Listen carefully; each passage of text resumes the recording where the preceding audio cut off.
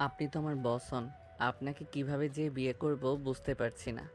আপনাকে বিয়ে করলে সবাই কি বলবে? কিভাবে বিয়ে করবেন মানে? কাজে অফিসে যাব, সোজা বিয়ে করে ফেলবো? দেখেন, আমার ফ্যামিলি মানুষ ছাড়া আমি বিয়ে করতে পারবো না। তাহলে আপনার আব্বু আম্মুকে বলেন। দেখেন, আমার হাতে সময় নেই, 3 ঘন্টা আমার কাছে আছে। আমি বিয়ে করে এসব থেকে মুক্তি হতে চাচ্ছি। না হলে ওই আমার কাজিনকে বিয়ে করতে হবে, যেটা আমি করতে চাই না। প্লিজ তাড়াতাড়ি আপনার ফ্যামিলিকে বলেন। আরে ধ্যাত, হুট করে কি বলা যায় নাকি? বিয়ে কি খেলনা নাকি? উফ, তাহলে চলেন তো, পরে সবাইকে মানানো যাবে। আমরা ভালো থাকলে সবাই আমাদের মেনে নেবে। ম্যাম, আপনি অন্য কাউকে বেছে নেন। ঠিক আছে, তাহলে আপনি চাকরি হতে বের হইতে পারেন। আপনার জায়গা অন্য কাউকে দিয়ে দিচ্ছি। ম্যাম, আপনি বারবার ব্ল্যাকমেইল কেন করছেন? যখন দেখছেন আমার ফ্যামিলি আমার টাকায় চলে, তখন আপনি শুরু করে দিলেন। এত মানুষ থাকতে আমাকে কেন বিয়ে করতে চাচ্ছেন? আর আমি তো আপনার বয়সে ছোট। আপনার আমি ভালোই ছোট হব। এই এত কথা জানি না, হয় আমাকে বিয়ে করো, না হয় চাকরি থেকে বের হও। ম্যাম, আপনি তো বোঝেন আপনাকে আমি কিভাবে বউ হিসেবে দেখব। বললাম না এত কিছু জানি না। ও তোমার না বোনের বিয়ে, সামনে টাকা পয়সার ব্যাপার আছে, তোমাদের বাসাটা ঠিক করার আছে, অনেক টাকার প্রয়োজন আছে। আমাকে বিয়ে করলে সব সুযোগ সুবিধা পাবে। এখন ভেবে দেখো কি করবে। ভালো লাগছে না ম্যাম, আমাকে বাদ দেন। দেখেন, অনেক এমপ্লয় আছে, তাদের বিয়ের প্রস্তাব দিলে 1 সেকেন্ডে রাজি হয়ে যাবে। ওরা আপনার জন্য ভালো হবে।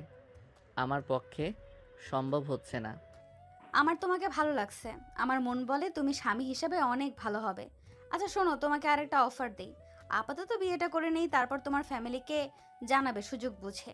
আমার বিয়েটা করা খুব দরকার। দেখো, আর 2 ঘন্টা আছে। তুমি কি চাও তোমার বসের জীবনটা নষ্ট হোক? আমার জীবনটা নষ্ট হইলে আমি সারা জীবন তোমাকে দোষারোপ করব। আমি সত্যি বুঝতে পারছি না কি করব। বিয়ের ব্যাপার যেটা সারা জীবনের প্রশ্ন, আপনার সাথে আমার কোনোভাবে যায় না। আমি গরিব ঘরের সন্তান, আর আপনি বড়লোক কোম্পানির মালিক। তুমি কি যাবে নাকি না? যদি যাও তোমার ভালো, আর যদি না যাও তাহলে আসতে পারো। আমাকে কিছু সময় দেন। আয়ান কথাটা বলেই নিজের কেবিনে চলে গেল।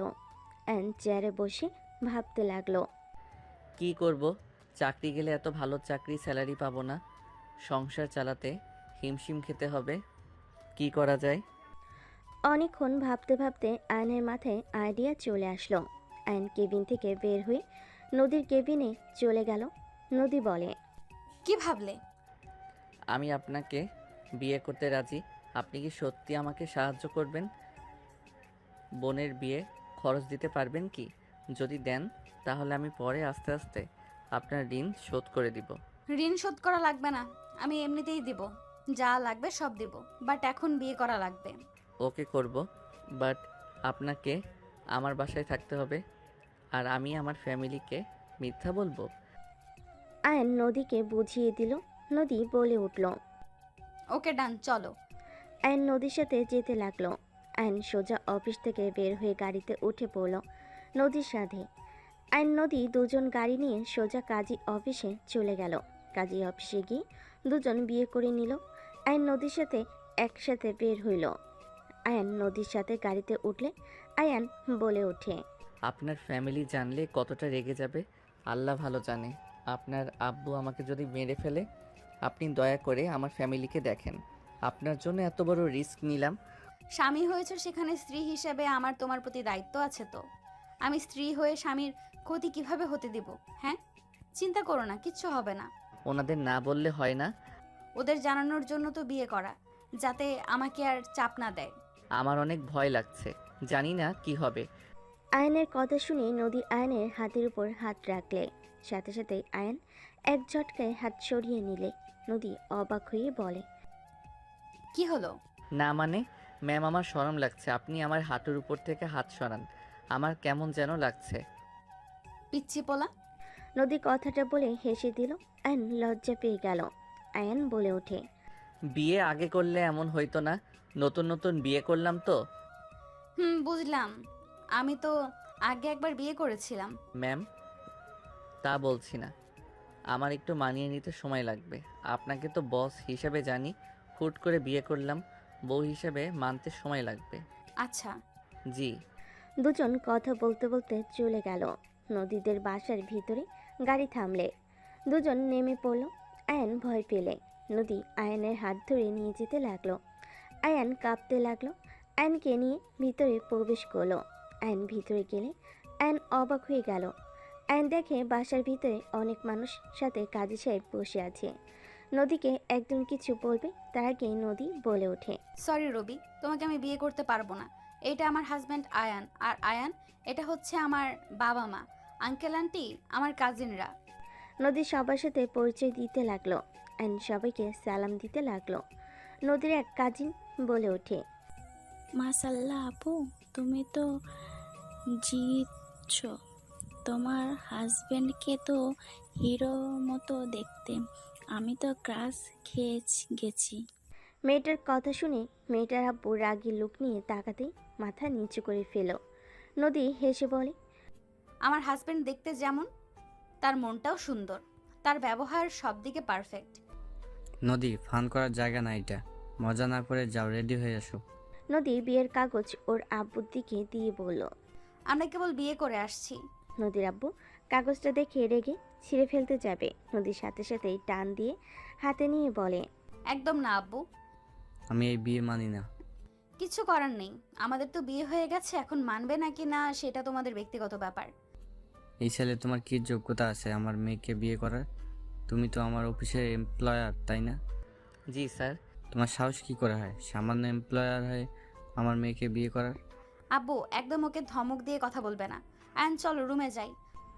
নদী আয়নের হাত ধরে যেতে নিলে নদীর আব্বু রেগে বলে, খবরদার, তুমি রুমে যাবে না। দুজন এই বাসা থেকে বের হয়ে যাও। তোমাকে আমি মেয়ে হিসেবে ত্যায্য করে দিলাম। নদীর আব্বুর কথা শুনে নদী থমকে গেল। পিছনে ঘাড় ঘুরে তাকাতেই নদীর আব্বু বলে, বের হয়ে যাও। যাকে বিয়ে করছো না সেই তোমাকে বুঝিয়ে দিবে তাকে বিয়ে করে কত বড় ভুল করছো। আমাদের থেকে ওর ভালোবাসা বড় করে দেখছো না? চলে যাও, তাকে নিয়ে এখান থেকে বের হয়েও। নদী, আব্বু কি বলছো? নদী আমাদের একমাত্র সন্তান, ও ভুল করতেই পারে। সেটারই জন্য তুমি ওকে ত্যায্য করবে মানে? মাথা খারাপ হয়ে গেছে নাকি? একদম চুপ, তুমি আসল কালপিট। মেয়েকে পৌঁছায় দিয়ে দিয়ে আজ এই অবস্থা করছো। এই বের হও দুইজন, ভালোই ভালোই বের হও, না হলে গার্ড দিয়ে বের করে দেবো। স্যার আমরা ভুল করছি মানলাম, বাট স্যার এই জন্য আপনি আপনার মেয়েকে ত্যায্য করে দিবেন? স্যার বেয়াদবি মাফ করবেন। দেখেন স্যার, আপনার আমাকে পছন্দ না, আপনি আমাকে থাকতে দিয়েন না, তাই বলে নিজের মেয়েকে ত্যায্য করবেন? দেখেন, আমি যদি বড়লোক হইতাম, আমার অবস্থা ভালো থাকতো, তাহলে আমি আমার স্ত্রীকে নিয়ে এক সেকেন্ডও এখানে থাকতাম না। আমার বাসার যে অবস্থা, সেখানে উনি থাকতে পারবে না। এইটার জন্য প্লিজ ওনাকে বের করে দিবেন না।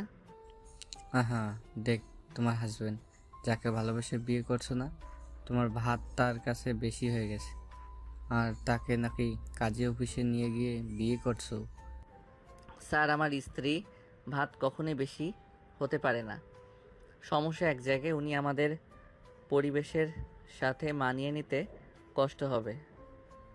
উনি যদি আমাদের সাথে মানিয়ে নিতে পারে, আমি আমার স্ত্রীকে নিয়ে চলে যাব। আপনি কি আমাদের সাথে থাকতে পারবেন? আয়ন আমাকে ক্ষমা করে দিও, আমি কখনোই ভাবতে পারি নাই আমার আব্বু আমাকে ত্যায্য করবে। বাদ দেন, আপনি কি থাকতে পারবেন? না, আমি তোমার ফ্যামিলিতে গিয়ে তোমার উপর বোঝা হয়ে থাকতে চাই না। এমনিতেই তোমার ফ্যামিলি তুমি সামলাও, সেখানে আরেকটা মানুষ বাড়লে তোমার সংসার চালানো কঠিন হয়ে যাবে। আমি আমার যেদিকে মন চায় চলে যাব। আপনি আমার স্ত্রী, আপনি আমার সাথে থাকবেন, এইটাই তো নিয়ম। আপনার মানিয়ে নিতে কষ্ট হবে, বাট আশা করি আস্তে আস্তে মানিয়ে নিতে পারবেন। আমি সব জায়গায় থাকতে পারি। তাহলে চলেন। অ্যান্ড সবার কাছে ক্ষমা চেয়ে নদীর হাত ধরে নিয়ে যেতে লাগলো। নদীর চোখ দিয়ে পানি গড়িয়ে পড়তে লাগলো। লাস্ট বারের মতো পিছনে ঘুরে তাকালো। নদীর আব্বু নদীর আম্মু নদীর দিকে যেতে চাইলে সাথে সাথেই নদীর আব্বু হাত ধরে ফেল। নদীর আম্মুকে যেতে দিল না। নদীর আব্বু বলে, আমি খুব ভালো করে জানি ওর সাথে তুমি থাকতে পারবে না। যদি ডিভোর্স দিয়ে দাও তাহলে বাসায় চলে এসো। আমার হাজবেন্ডকে আমি ডিভোর্স দিব না, আর যদি দেওয়া লাগে তাও ওই বাসায় আমি আসবো না। আমাকে ডিভোর্স দিলে আপনি ওনাকে ত্যায্য করবেন না? হ্যাঁ। ওকে, আমি ওনাকে খুব তাড়াতাড়ি ডিভোর্স দিয়ে দিব। তাও ওনাকে ত্যায্য করেন না। আয়ান, দেখেন, আপনি যত আমার সাথে যান, আপনি ওইখানে আসলে থাকতে পারবেন না।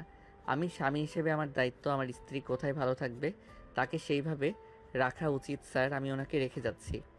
আর আজকে বিয়ে করলাম, ডিভোর্স দিতে সময় লাগবে।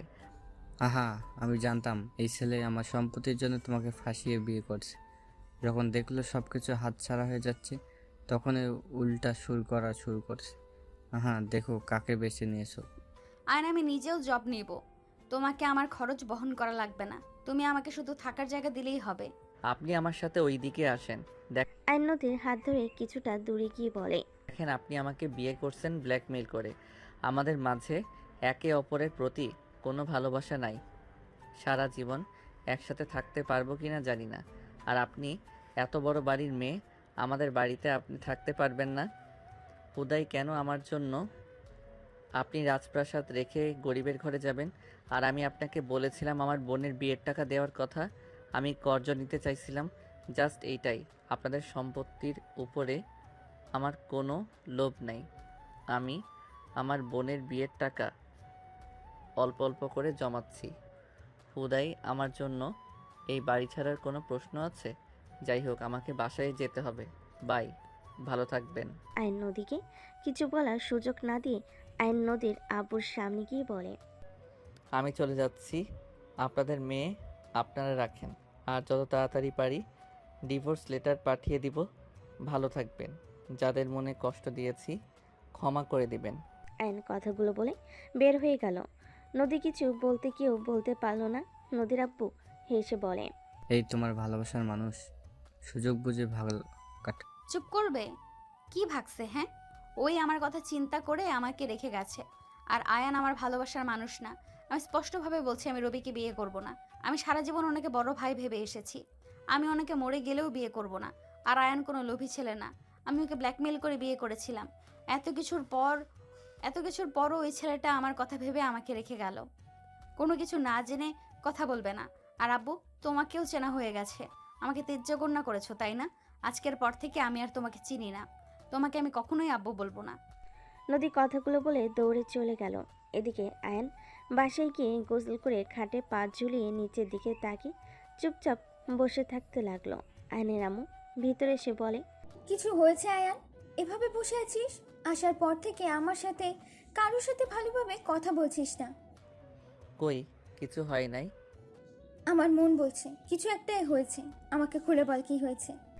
আয়নের আম্মু আয়নের কাছে বসে মাথায় হাত দিলে আয়ন বলে ওঠে, আচ্ছা আম্মু, যদি বিয়ে করি, বউকে কি তার বাপের বাড়িতে থাকার জন্য ডিভোর্স দেওয়া ঠিক হবে?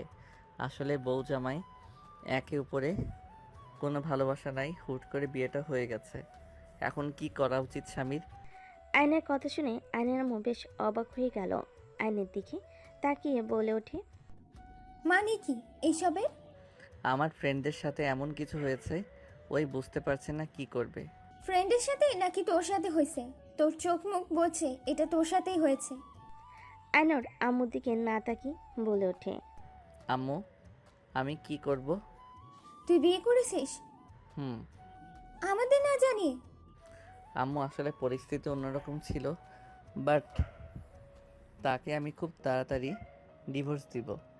বিয়ে কি খেলা নাকি যে এখন খেলতে বসলাম মন চাচ্ছে না খেলনাটা ছুঁড়ে ফেলে দিলাম? আম্মু, কি করব আমি বুঝতে পারছি না। আমার মাথায় কিছু আসছে না। কাকে বিয়ে করেছিস? ওইটা না বলা থাক, এমনিতে আমি বলে এসেছি ওনাকে ডিভোর্স দিয়ে দিব। আমি কোনো কথা শুনতে চাই না। বোমাকে নিয়ে বাসায় চলে আয়। এইটা কিভাবে করব? উনি অনেক বড় লোক, উনি আমাদের সাথে থাকতে পারবে না। আমাদের পরিবেশ ওনাদের পরিবেশ আলাদা।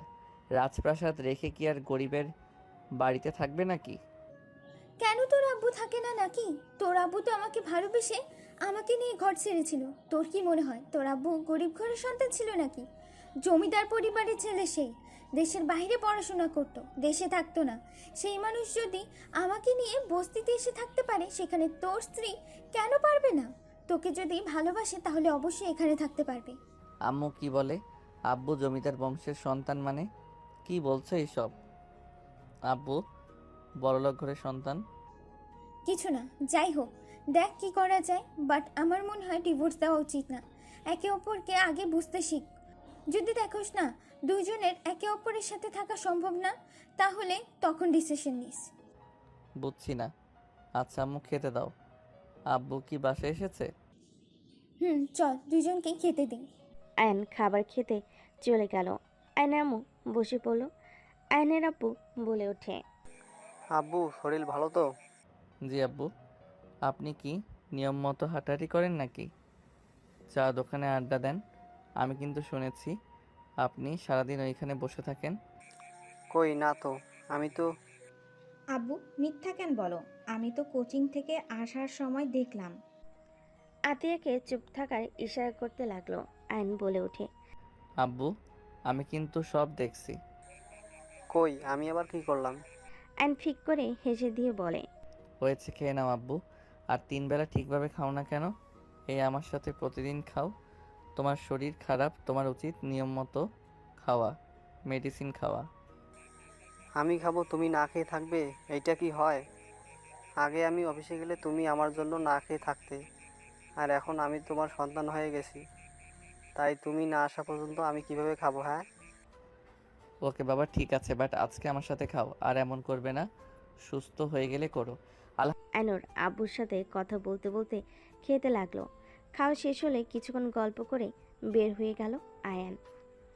আয়ন সোজা বন্ধুদের সাথে আড্ডা দিতে চলে গেল। 10টার দিকে বাসায় চলে গেল। আয়নের বড় ভাই রাফি বলে উঠল, আয়ান, আমার জবটা হয়ে গেছে। আলহামদুলিল্লাহ ভাইয়া, এটা তো খুশির খবর। তোর ভাবিকে আসতে বলবো। ভাবিকে বলো, ভাবি অনেক খুশি হবে। রাগ করে বাসায় গেছে, ব্যাপারটা খুব খারাপ।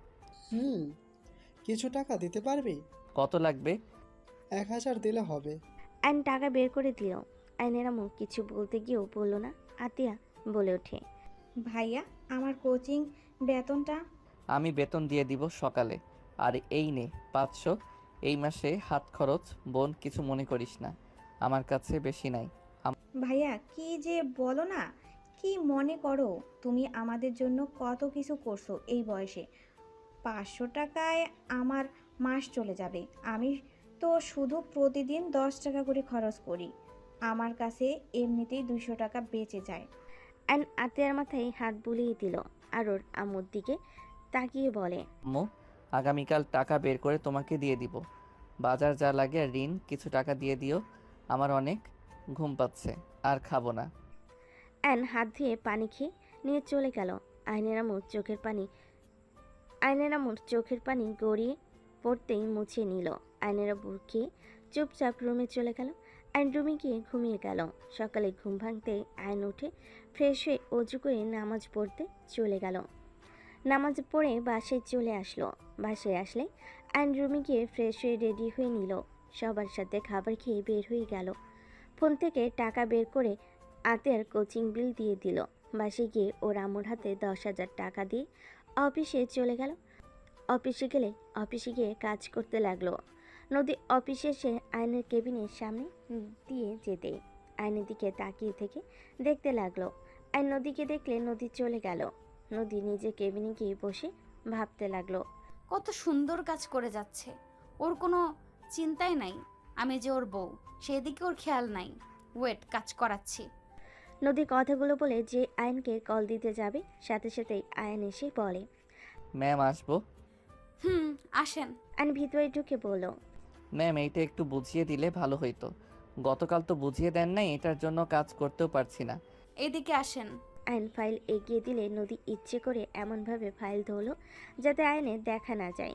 আয়ন বলে ওঠে, ম্যাম আমি তো এভাবে বুঝতে পারবো না, একটু নিচের দিকে রাখেন। এই পাশে আসতে বললাম না আপনাকে?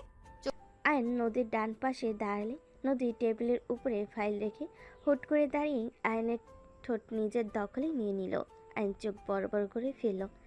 1 মিনিট হইতেই দরজায় নক করার শব্দ হলে সাথে সাথেই আয়নকে ছেড়ে দিয়ে বসে পড়ল। নদী আসতে বলল, দেখে ম্যানেজার আর নদীর আব্বু এসেছে। আয়ন নদীর আব্বুকে বলল, আসসালামু আলাইকুম স্যার। ওয়ালাইকুম আসসালাম। তুমি এখানে কি করছো? জি এই ফাইলটা আমি বুঝতে পারছি না। যাও এখান থেকে। চৌধুরী সাহেব, আপনি ওইখানে বসেন, আমি ওনাকে কাজ বুঝিয়ে দিচ্ছি। আমি বলছি না তোমাকে বের হয়ে যেতে বের হও এখান থেকে, আর সোজা অফিস থেকে বের হয়ে যাবে। তোমাকে এই অফিসে দেখো, তোমাকে এই অফিসের জন্য না দেখি। স্যার, বেয়াদবি মাফ করবেন স্যার, হুট করে কিভাবে চাকরি ছেড়ে দিব? আমাকে তো কিছু সময় দিতে হবে। কোনো সময় নাই, বের হইতে বলছি, বের হও। আয়ান তুমি যাও, আমি দেখছি। আয়ান বের হয়ে গেল। আয়ান নিজের কেবিনে গিয়ে মাথায় হাত দিয়ে ভাবতে লাগলো। উফ, কি যে ঝামেলার মাঝে পড়লাম না। এভাবে চাকরি ছেড়ে দিলে তো কোনো চাকরি পাবো না। আয়ান টেনশন করতে লাগলো। এদিকে ম্যানেজার নদীর আব্বুকে বলল, স্যার, ছেলেটা সৎ, ভালো মেধাবী। এই অফিসে ওই একমাত্র যে নিয়মিত কাজ করে, কোনো কাজের ফাঁকিবাজি দেয় না। ওর জন্য তো খান গ্রুপের সাথে আমরা ডিলটা নিতে পারছি। ওই চলে গেলে এমন ভালো এমপ্লয়ি পাবেন না। আমার দরকার নেই, দরকার হলে আমি লস করব, তারপরেও ওই ছেলেকে এখানে দেখতে চাই না। স্যার, আপনার মাথা গরম হয়ে আছে। স্যার, আপনি ঠান্ডা মাথায় থাকেন। স্যার, আপনি জানেনও না আয়ানকে এমপ্লয়ি হিসাবে রায়হান খান নেওয়ার জন্য এক পায়ের উপরে দাঁড়িয়ে আছে। আমাকে ঘুষ দিয়েও নিতে চাইছিল, আমি স্পষ্ট না করে দিয়েছি। আমরা বের করে দিলে ওরা নিয়ে নিবে, দরকার হলে পেমেন্ট আরও বাড়িয়ে নিবে। বোঝার চেষ্টা করেন। এইসব কথা তো আগে আমাকে বলো নাই। বললে আপনি রেগে যাবেন, তাই আর বলি নাই। আর এসব বিষয় না বলাই ভালো মনে করছি। ওকে, ওই ছেলেটাকে নদীর আশেপাশে যেন না দেখি। কাজ করবে, কাজ শেষে বাসায় চলে যাবে। হঠাৎ কি হলো? আপনি এত রেগে যাচ্ছেন কেন? আর আয়ান সাহেব তো ম্যামের থেকে সব কাজ বুঝে নেয়। উনি তো ম্যামের অনেক কাজ করে দেয়। যদি তার সাথে যোগাযোগ না করে তাহলে কিভাবে কি হবে? আমি তো আমার কাজে ব্যস্ত থাকি। ওই মোটামুটি আমার কাজগুলো সামলানোর চেষ্টা করে। আজ থেকে তুমি দায়িত্ববান হও, নদীর আশেপাশে ওকে যেন না দেখি। চৌধুরী সাহেব, আপনি আমার অফিসের ব্যাপারে নাক গলাবেন না। আমার এমপ্লয়ি আমার কাছে আসবে না তো অন্য কারো কাছে যাবে নাকি? আমার অফিসের জন্য কোনটা ভালো ওইটা আমি বুঝে নিব। এইটা আমার অফিস, আপনার না।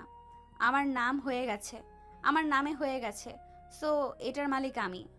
50% দিয়েছি, সব তো আর দেয় নাই নাকি? সব নিয়ে নিন, আপনার কোনো কিছুর আমার দরকার নেই। নদী রেগে চলে গেল। আইন নদীকে রেগে বের হয়ে যেতে দেখে আইন নদীর পিছু পিছু বের হইল। আইন নদীর পিছন পিছন যেতে লাগলো। নদী অফিস থেকে বের হয়ে গেল। আইন নদীর পিছন পিছন যেতে দেখে নদী একটা সিএনজি নিয়ে চলে গেল। আইনও নদীর পিছন পিছন রিক্সা নিয়ে যেতে লাগলো। নদী যেখানে নেমে চলে গেল, আইনও ওইখানে রিক্সা থেকে নেমে ভাড়া দিয়ে লেকের পাড়ে চলে গেল। আইন নদীকে খুঁজতে লাগলো। আইন খুঁজতে খুঁজতে নদীকে এক পাশে দেখে বসে আছে। আইন নদীর পাশে গিয়ে বসলে নদী আয়নকে দেখে বলে, তুমি এখানে? জায়গাটা সুন্দর, নীরবতা কত সুন্দর, তাই না? অফিস থেকে এখানে কিভাবে? দেখলাম একজন আগুন হয়ে বের হয়ে আসলো, মনে হইল কোনো সমস্যা হতে পারে, তাই আগুনের গোলার পিছন পিছন চলে আসলাম। এসে দেখি ঠান্ডা পরিবেশে বসে আছে। আমার সমস্যা হলে তোমার কি? চলে যাও, আমি নদীকে ঝাঁপ দিব। তুমি যাও। আমার সামনে দেন, আমি একটু দেখি। তোমার কি আমার কথায় মজা লাগছে নাকি? এই না তো। চলে যাও, আর তোমার চাকরি থেকে বের করব না, সো চিন্তা করার দরকার নেই। আমি তো চাকরির কথা ভাবছি না, চাকরি না থাকলে ছোটখাটো একটা ব্যবসা শুরু করব। চাকরি যাবে না, এখান থেকে যাও। নদীর কথাগুলো বলে উঠে নদীতে ঝাঁপ দিতে যাবে, সাথে সাথে আয়ন টান দিয়ে নিজের কাছে নিয়ে এসে কোলে তুলে নিল। নদী বলতে লাগলো, আয়ন ছাড়ো প্লিজ, নামিয়ে দাও। আমি মরে গেলে ভালো হবে, শুধু তোমাকে আমি ফাঁসিয়ে দিলাম। তুমি চলে যাও, আর ভালো একটা মেয়ে দেখি বিয়ে করে নিও। আয়ন নদীর কোনো কথার উত্তর না দিয়ে হাঁটতে লাগলো। নদী নামার চেষ্টা করতে লাগলো। আয়ন জোর করে নিয়ে গিয়ে একটা বেঞ্চের উপর বসিয়ে দিয়ে এক হাত দিয়ে জড়িয়ে ধরে বলল, আইসক্রিম খাবেন? আমাকে ছাড়ো, আমি নদীর পানি খাবো। নদীর পানি তো আমি খাইতে পারবো, আপনি কিভাবে খাবেন? মানে? মানে নদীর ভালোবাসা আদর আমি খেতে পারবো, আপনি তো পারবেন না। কি বলতে চাচ্ছ? যা বললাম ঠান্ডা মাথায় ভাবেন, বুঝতে পারবেন। এখন মানে বোঝালে থাপ্পড় খাইতে পারি। ওয়েট করে আইসক্রিম নিয়ে আসছি, দেখেন ওইদিকে গেলে কিন্তু খবর আছে। আমি খাবো না আইসক্রিম, আমার খেতে মন চাইছে, তাই আপনিও আমার সাথে খাবেন। আয়ন কথাটা বলে চলে গেল। দুইটা আইসক্রিম কিনে দৌড়ে নদীর কাছে আসলো। নদী আয়নের দিকে না তাকিয়ে কান্না করতে লাগলো। আয়ন নদীর পাশে বসে আইসক্রিমটা অল্প খুলে ওর মুখের সামনে ধরল। নদী খাইতে না চাইলে আয়ন বলে ওঠে, একটু খেয়ে দেখেন কেমন লাগে। ভালো লাগছে না। আয়ন ওর বাহুর সাথে জড়িয়ে নিয়ে আইসক্রিম মুখে দিতে নদী খেতে লাগলো আর কান্না করতে লাগলো। আয়ন নদীর কপালে চুমু দিয়ে বলে, কান্না করেন না, দেখি আমি কিছু করতে পারি কি না। অন্য জায়গায় চাকরি নেওয়ার প্রস্তুতি নিতে হবে, ওখান থেকে পেমেন্ট ভালো হইলে আমি আপনাকে নিয়ে চলে যাব। আমাদের কোম্পানির লসে ফেলবে নাকি? আমি কেন লস করাবো?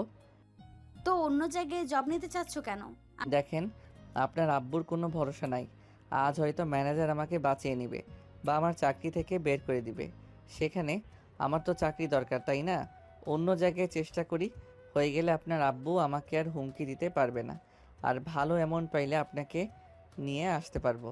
আশা করা যায় আস্তে আস্তে আপনি আমাদের সাথে মানিয়ে নিতে পারবেন। আমি এখন যাব। এখন যাবেন? হুম। চাকরিটা চলে যেতে পারে, তাই আগে নিচ্ছি না, অন্য জায়গায় আগে ঠিক হোক। আর আম্মুকে আপনার ব্যাপারে বলেছি, আম্মু বলছে আপনাকে নিয়ে যেন বাসায় আসি। তোমার আম্মু রেগে যায় নাই? হয়তো কষ্ট পেয়েছে, বাট তারপরও আমাকে বলছে আপনাকে নিয়ে যেতে। আর আব্বু, ভাইয়া, ভাবি, বোন কেউ আপনার ব্যাপারে জানে না। ও আচ্ছা, আমি তোমার আম্মুর সাথে দেখা করতে যাব। অন্য এক সময় নিয়ে যাব। আইসক্রিমটা খান। আয়ন নদীকে আইসক্রিম দিয়ে নিজেরটা খেতে লাগলো। খাওয়া শেষ হলে দুজন কথা বলতে লাগলো। আয়নের সাথে কথা বলতে বলতে নদীর মনটা অনেকটাই হালকা হয়ে গেল। ফুচকা খাবেন কি? বাট এখানে তো ফুচকা নাই। চলেন, এখন থেকে কিছু দূর গেলে রাস্তার পাশে আসে, চলেন। তুমি কিভাবে জানলে? তুমি কি আগে কোনো মেয়েকে নিয়ে গেছো নাকি? ধ্যাত, কি বলেন, চলেন। আয়ন নদীকে নিয়ে যেতে লাগলো আর টুকটাক কথা বলতে লাগলো। আয়ন নদীকে নিয়ে ফুচকা স্টলের সামনে দাঁড়িয়ে ফুচকা অর্ডার দিল। দুজন পাশের চেয়ারে বসে থেকে কথা বলতে লাগলো। আয়ন দুষ্টামি করে আয়নকে মারতে লাগলো। আয়ন হাসতে লাগলো। হঠাৎ করে আতিয়ার চোখ পড়ে। আতিয়া এই পাশে এসে আয়নের সামনে দাঁড়িয়ে বলল, এই মেয়েটাকে? আতিয়াকে দেখে আয়ন চমকে উঠলে। আয়ন উঠে দাঁড়িয়ে বলল, ইয়ে মানে? ইয়া মানে কি? এই মেয়ে তুমি কে? আয়ানকে চেনো নাকি? আপনি কে হন? ওর বউ হয়। নদীর কথা শুনে আতিয়া চোখ বড় বড় করে তাকালে। আয়ন আতিয়ার হাত ধরে পাশের চেয়ারে বসিয়ে দিয়ে বলল, বুনু আমার শান্ত হয়ে বসে, ফুচকা না পছন্দ করস, নে ফুচকা খা। এইসব দিয়ে আমাকে ভুলিয়ে লাভ নেই। তোমার গার্লফ্রেন্ড তো চালু খুব, সোজা বউ বলে দাবি করেছে। আয়ান কে মেয়েটা? নদী রেগে আয়নের দিকে তাকাতে আয়ন বলে ওঠে, আমার ছোট বোন। নদী ঢোক গিলতে লাগলো। নদী আয়নকে সরিয়ে দিয়ে বলল, মাশাআল্লাহ, আমার ননদটা তো অনেক কিউট। দেখেন আপু, আমাকে ননদ বলবেন না। আপনি আমার ভাই, বউ হন নাই। আর আপনাকে আমার ভাই কিভাবে পটালো? আমার কেমন যেন লাগছে। আপনি তো দেখতে অনেক সুন্দর, দেখতে তো মনে হচ্ছে বড় লোক। আমি বড় লোক না, আমি ওর অফিসে জব করি। তোমার ভাই আমাকে প্রতিদিন ডিস্টার্ব করতো, আস্তে আস্তে ওর বিরক্তগুলো ভালো লেগে যায়, তাই আজকে প্রপোজাল অ্যাকসেপ্ট করে নিলাম। নদীর কথা শুনে আয়ন ভুরকুচকে তাকালে। আতিয়া অবাক হয়ে তাকিয়ে বলে, মিথ্যা কথা। ভাইয়ার মতো ছেলে কাউকে বিরক্ত করতে পারে অসম্ভব। বাট আপনাকে নিয়ে যেহেতু এখানে খেতে এসেছে, বোঝা যাচ্ছে আসলে আপনি ওর গার্লফ্রেন্ড। আচ্ছা, দুইজন ফুচকা তো হাতে নে, আমি কি দুইজনের ফুচকা হাতে নিয়ে থাকবো নাকি? তুমি খাওয়ার জন্য অর্ডার করছো, নিজে খাও। আমি খাবো না, তোরা দুইজন খা। তুমি নাও, আমার সাথে খাবে। আতিয়া হাতে নিল। নদী নিজের হাতে নিয়ে আতিয়ার সাথে কথা বলতে লাগলো আর আয়নকে খাওয়াই দিতে লাগলো আর নিজেও খেতে লাগলো। দুজনকে হাসি খুশিভাবে কথা বলতে দেখে আয়নের মুখের কোণেই হাসি ফুটে উঠল। আতিয়া নদীকে খাওয়াই দিলে নদী আতিয়াকে দিতে লাগলো। দুজনের ভিতরে ভালোই মিল হয়ে গেল। খাওয়া শেষ হইলে আতিয়া বলে ওঠে, ভাইয়া বিল দিয়ে দাও। আমি পারবো না, তোরা দুইজন বেশি খাইছো। আয়নের কথা শুনে নদী আতিয়া ভুরুকুচকে তাকাতেই আতিয়া বলে ওঠে, ভাবি ওর হাত পা ধরেন তো, আমি বিল দেই। নদী আয়নের হাত পিছন থেকে ধরে আতিয়া পকেট থেকে ওয়ালেট বের করে বিল দিয়ে মুখ ভেঙচি দিয়ে বলল, ভাবি হয়ে গেছে, ছাড়েন। কাজটা ঠিক হলো না কিন্তু। ভাবি চলেন আমাদের বাসায় যাই। না, অন্য একদিন যাব। চলো, ঘুরতে যাবে নাকি? অফিসে যেতে হবে। আতিয়া তুই বাসায় যা। ওকে ভাবি, অন্য একদিন ঘুরতে যাব, আজ আসছি। আর হ্যাঁ, আমার ভাই কিভাবে আপনাকে পটাইছে জানি না, বাট ভাইয়া কিন্তু বোকা টাইপের আছে। ভালো থাকেন, বাই। আর ভাইয়া? ভাইয়া বলে ভিলেন মার্কা হাসি দিয়ে চলে গেল। আইন মনে মনে ভাবতে লাগলো। হিহি, আম্মুকে বলে লাভ নেই, আম্মুকে আগেই বলে রাখছি। তোমার বোনটা অনেক মিষ্টি, তোমার মতো। ধ্যাৎ, চলেন। আইন একটা রিক্সা থামিয়ে উঠে পড়ল। নদী আয়নের বাহু জড়িয়ে ধরে যেতে লাগলো। আয়ন বলে ওঠে, হাত ছাড়েন, এই রাস্তায় পরিচিত কেউ থাকতে পারে। আমি কি আমার জামাইকে একটু শান্তিতে ধরতে পারবো না নাকি? কি? আমি সেটা বলি নাই। রাস্তার মাঝে এমন ন্যাকামি না করা ভালো। আমি ন্যাকামি করছি? না। তাহলে বললে কেন? মুখ ফসকে বের হয়ে গেছে। তোমাকে তো আমি। নদী মারতে লাগলো। আয়ন হাত দিয়ে নিজেকে বাঁচানোর চেষ্টা করতে লাগলো। অফিসের সামনে আসলে আয়ন লাফ দিয়ে গাড়ি থেকে নেমে ভাড়া দিয়ে চলে গেল। আয়ন ভিতরে যেতে গেট সাইডে হুট করে একটা মেয়ে টান দিয়ে আয়নকে দেওয়ালের সাথে চেপে ধরলো। পিছনে নদী দাঁড়াতেই আয়ন ভয়ে কাঁপতে লাগলো। আয়ন ধাক্কা মেরে সরিয়ে দিল। নদী রেগে চলে গেল। আয়ন মেয়েটাকে বলল, আপনার সমস্যা কি? আমার পিছনে কেন লেগে আছেন? আমি তোমাকে ভালোবাসি, তুমি কেন বুঝতে চাও না? Just shut up. আমি আপনাকে ভালোবাসি না। বেশি বুঝলে আমি বসের কাছে অভিযোগ দিব। আমি ম্যানেজারকে দেখে ভয় পাই নাকি? দূর সরেন তো। আয়ন তুলিকে ধাক্কা দিয়ে সরিয়ে দিল। নদীর আপু আয়নকে দেখে না দেখার ভান করে চলে গেল। আয়ন সোজা লিফটে উঠে নিজের উপরতলায় চলে গেল। নিজের কেবিনে চলে গেল। ম্যানেজার ডাকলে আয়ন চলে গেল। ম্যানেজার বলে ওঠে, আয়ন সাহেব শুনেন, বড় স্যার আসলে আপনি ম্যামের আশেপাশে যাবেন না। এখন উনি চলে গেছে, ফাইলগুলো বুঝে নিয়ে কাজ শুরু করে দেন। আর আপনি কি কোনো কিছু করছেন নাকি? স্যার আপনাকে এত অপছন্দ করছে কেন? জানি না। আচ্ছা যান। আয়ন চলে গেল নদীর কেবিনে। নদীর কেবিনের সামনে অনুমতি নিয়ে ঢুকে পড়ল। আয়ন নদীর কাছে গিয়ে বলল, ম্যাম, ফাইলগুলো বুঝে দেন। নদী আয়নের কথা শুনে চেয়ার থেকে উঠে সোজা আয়নের কাছে গিয়ে কলার ধরে টেবিলের উপরে ফেলে দিয়ে ঠোঁটজোড়া নিজের দখলে নিয়ে নিল। আয়ন নদীকে সরিয়ে দেওয়ার চেষ্টা করতে লাগলো। 3 মিনিট পর চেয়ে দিয়ে রাগী লোক নিয়ে আয়নকে দাঁড় করিয়ে দিয়ে বলল, এগুলো সব আমার, বুঝতে পারছো? যদি অন্য মেয়ের স্পর্শ লাগে তাহলে আমি তোমার কি হাল করব তোমার ধারণাও নাই। মাথায় রাখবে, আমার হক যদি নষ্ট করো আমি তোমাকে খুন করে নিজেকে শেষ করে দিব। আয়ন নদীকে এভাবে রেগে যেতে দেখে হাসি আসতে লাগলো। নদী রেগে বলে ওঠে, ওই হাসো কেন? আমি সিরিয়াস হয়ে কথা বলছি। ওই হাসছি? আমি হাসছি না তো। গুড। আর ওই মেয়েটার আশেপাশে যেন না দেখি। ওকে। বসো। নদী চেয়ার টেনে দিলে আয়ন বসে পড়ল। আয়নকে নদী ফাইলগুলো বুঝিয়ে দিতে লাগলো। আয়ন মনে মনে হাসতে লাগলো। নদী বুঝিয়ে দাও শেষ হলে আয়ন বলে, ওকে ম্যাম, তাহলে আমার কাজ করি। যাও। আয়ন উঠে চলে যেতে নিবে। নদী হুট করে আয়নের হাত ধরে সামনের দিকে ঘুরিয়ে শক্ত করে জড়িয়ে ধরে বলল, আয়ান, আমি জানি তুমি আমাকে ভালোবাসো না, কিন্তু আয়ান তুমি আমার হাজব্যান্ড হও। বিয়েটা হয়তো আমার ব্ল্যাকমেইলে করেছো, কিন্তু বিয়ে যেমনভাবেই হোক না কেন বিয়েটা তো আর মিথ্যা না। তোমাকে আমি মন থেকে আমার স্বামী হিসেবে গ্রহণ করেছি। আমি তোমাকে অন্য কারোর সাথে সহ্য করতে পারবো না। আমি তোমাকে ভালোবাসতে শুরু করেছি। আমার পক্ষে কোনোভাবে সম্ভব না তোমাকে অন্য কারোর সাথে দেখা। নদী কথাগুলো বলে কান্না করতে লাগলো। আয়নের শার্ট ভিজে যেতে লাগলো। আয়ন নদীর দিকে তাকিয়ে বলল, কান্না করেন কেন? আমি আপনার হাজব্যান্ড। আমাকে আপনি ভালোবাসবেন, আমি আপনাকে বাসবো, এটাই। তৃতীয় ব্যক্তি কেন আসবে আমাদের মাঝে? এইসব নিয়ে চিন্তা করেন না। আয়ন নদীর চোখের পানি মুছে দিতে লাগলো। কপালে চুমু দিয়ে সান্ত্বনা দিয়ে ফাইল নিয়ে চলে গেল। আয়নর কেবিনে বসে কাজ করতে লাগলো। নদী আয়নকে দেখার জন্য মাঝে মাঝে কেবিন থেকে বের হয়ে আয়নকে দেখে চলে যেতে লাগলো। নদী চেয়ারে বসে ভাবতে লাগলো, ফাজিল বর কতবার দেখতে গেলাম, একবারও আমার দিকে তাকালোও না। কাজ পাইলে ওর ভেতর ডুবে থাকে। যাক, এটাও ভালো, কোনো মেয়ের দিকে তো তাকায় না। নদী কথাগুলো ভেবে কাজে মনোযোগ দিতে লাগলো। সন্ধ্যার দিকে অফিস ছুটি হলে আয়ন ব্যাগ গুছিয়ে কেবিন থেকে বের হইলে নদীর সাথে ধাক্কা লাগতে যাবে। আয়ন সাথে সাথে নদীর কোমর ধরে নিজের সাথে জড়িয়ে দিল। দুজন ফিক করে হেসে দিল। আয়ন নদীর নাকের সাথে নাক ঘষি বলল, এত তাড়াহুড়ো করে যাচ্ছেন কেন? আম্মু কল দিয়েছিল খালামণিদের বাসায় যাবে। আচ্ছা, থাকো, যাই, সাবধানে যাও। একসাথে যাই চলো।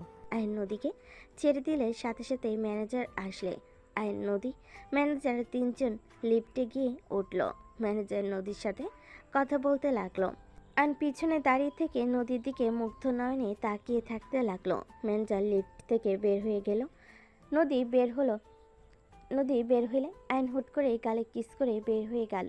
নদী ভ্যাবার চাকা খেয়ে গেল। মুচকি হাসি দিয়ে ভাবতে লাগলো। দুষ্টু একটা। নদী ওদের পিছন পিছন যেতে লাগলো। নদী ম্যানেজার যার যার গাড়িতে উঠে পড়ল। আয়ন গেটের বাইরে গিয়ে ওর ফ্রেন্ডের বাইক নিয়ে সামনে আয়ন বাইকে উঠে পড়ল। আয়ন ওর ফ্রেন্ডকে বলতে লাগলো, কিরে বড় লোকস, এখানে কি করিস? দেশে কবে এসেছিস? গতকাল এসেছি, তো টাইম লেগেছে। পরে কার থেকে জানতে পারলি? আতিয়া থেকে নাম চলে আসলাম। আতিয়া মানে তুই কি আমাদের বাসায় গেছিলি? হ্যাঁ, তাই চমক হয়ে গিয়েছে। কিসের চমক? তুই আমাদের বাসা কিভাবে চিনলি? বাসায় চল, তাহলে বুঝতে পারবি। আয়ন রাকিব টুকটাক কথা বলতে বলতে বাসায় চলে গেল। আয়ন বাসার সামনে গাড়ি দেখে অবাক হয়ে গেল। আয়ন গেট দিয়ে ভিতরে গেলে চমকে গেল। রাফি বলে উঠল, ওই তো আয়ান, রাকিব চলে এসেছে। আয়ন সামনে এগিয়ে গেলে আয়নের আব্বু বলে, আব্বা আম্মা, এইটা আমার ছোট ছেলে আয়ান, আর আয়ান এইটা তোমার দাদু দাদিমা। আয়ন কিছু বলার আগে আয়নের দাদু দাদিমা আয়নকে জড়িয়ে ধরে আদর করতে লাগলো। আয়ন অবাক হয়ে সবার দিকে তাকিয়ে আছে। আয়নের দাদিমা দাদু ছেড়ে দিলে আয়নের বড় চাচা বড় চাচি এসে জড়িয়ে ধরে কুশল বিনিময় করলো। আয়নর আব্বুর দিকে তাকাতেই আয়নের আব্বু বলল, আমি জানি তোমার মনে অনেক প্রশ্ন জমা হয়ে যাচ্ছে। আমি তোমাকে বলছি, আমি তোমার আম্মুকে নিয়ে পালিয়ে বিয়ে করছিলাম। আমার ফ্যামিলির কেউই মেনে নেয় না। আমি উপায় না পেয়ে তোমার আম্মুকে নিয়ে এই শহরে চলে আসি, আর কখনো তাদের সাথে যোগাযোগ করি নাই। ওনারা আজ হুট করে এখানে চলে এসেছে। আমাদের অনেক খোঁজখবর নিয়ে এখানে একজনের মাধ্যমে জানতে পারে তাকে 10 লাখ টাকা পুরস্কার করা হয়েছে। ও আচ্ছা। তো আর আমাকে অগ্রজ বললে তুই না, তুই আমার মেজো চাচার ছেলে, আমার চাচার ভাই হোস। ও, তো আপনারা বসেন, দাঁড়িয়ে আছেন কেন? বসেন। আয়ন কথাটা বলে চলে গেল। আয়নের আম্মু আয়নের রুমে চলে গেল। আয়নের আম্মু বলে ওঠে, আয়ান, তুই কি আমাকে রেখে যাবি? কোথায়? দেখ, সবাই লোভে ওনাদের সাথে যেতে রাজি হয়ে গেছে। উনি যতই ভালো ব্যবহার করুক না কেন, উনি স্বার্থপর। আমি নিশ্চিত উনি কোনো উদ্দেশ্য নিয়ে তোদের নিয়ে যেতে এসেছে। যেমন?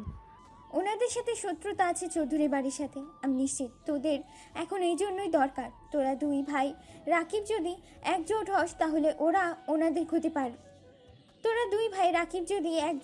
তাহলে ওনাদের ক্ষতি করতে পারবে না। ওনার হাতে পাওয়ার থাকবে, মানে বুঝতে পারছিস কি? ও, তুমি যাবে না? না, যে ফ্যামিলি থেকে আমাকে ঘাট ধাক্কা দিয়ে বের করে দিয়েছিল শুধুমাত্র আমি কাজের মেয়ে ছিলাম বলে। কি? হ্যাঁ, আমাকে ঘাট ধাক্কা দিয়ে বের করে দিয়েছিল। তোর আব্বু মিথ্যা বলছে। তোর আব্বুকে ত্যায্য পুত্র করে দিয়েছে।